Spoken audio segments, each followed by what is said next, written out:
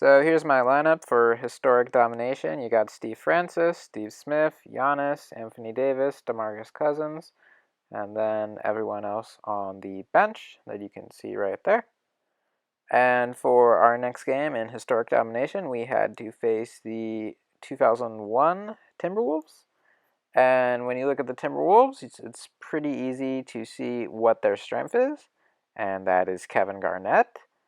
And Sam Cassell was pretty decent as well, but beyond that, not a super intimidating team at first glance. They're starting a bronze at center, for example. So that was who we had to face.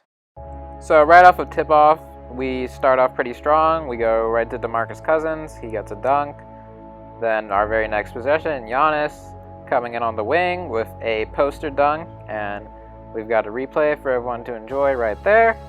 But the Wolves' best player in the first quarter wasn't Kevin Garnett, but it wound up being Sam Cassell. He gets a bucket there, and he'll get another bucket right here. And after the first quarter, Sam Cassell somehow had 10 points. So the first quarter ends with Fred Hoiberg chucking up a three and ultimately missing.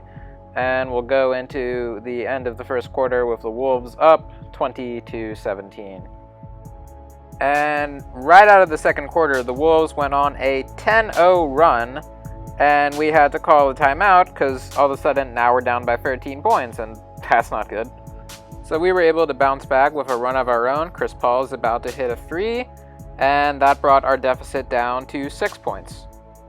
So the half ends with Wally Szczerbiak dribbling it out, ultimately shooting a horrendous airball three, and we go into half with the Timberwolves leading by 4. So Steve Francis was able to knock down a pair of free throws right here, and for the first time since the first quarter, we had the game tied. So the Wolves wound up ending the quarter on this pretty ridiculous looking shot clock cheese play that is about to unfold.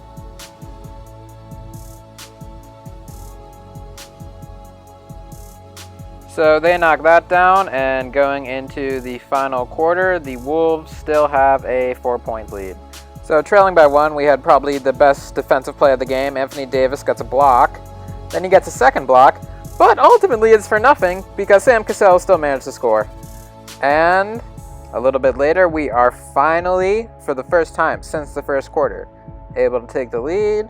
Gary Payton dribbles it up, finds Giannis. Giannis fumbles it, but Giannis is still able to dunk it down, and we are in the lead. Right after that, we wasted a chance to make it a 2-possession game as Sam Cassell is about to get stripped, and then Anthony Davis is wide open for a three, but he can't knock it down.